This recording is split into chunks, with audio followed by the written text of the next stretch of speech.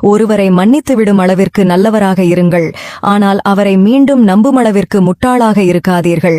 தேவைகளையும் எதிர்பார்ப்புகளையும் எவ்வளவுக்கு எவ்வளவு குறைத்துக் கொள்கிறோமோ அவ்வளவுக்கு அவ்வளவு மன அமைதியும் நிம்மதியும் கிடைக்கும். உலகில் மிக கொடுமையான ஒன்று, நம் அன்பை புரியாது நோகடித்தவர்களுக்காக மீண்டும் திரும்பி வருவார்கள் என காத்திருப்பது.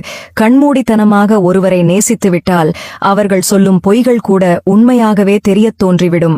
யாரும் யாருக்காகவும் உண்மையாக இருக்க வேண்டிய அவசியமில்லை. தன் மனச்சாட்சிக்கு உண்மையாக இருந்தாலே போதும். அன்பானவர்களுக்காக இறங்கி போவதும் தவறில்லை. நம் அன்பு புரியாதவர்களிடம் விலகி போவதும் தவறில்லை. அத்தனை அன்பும் பொய் என தெரிய வரும்போது அத்தனை நாள் பழக்கமும் அரை நொடியில் அர்த்தமற்று போகிறது.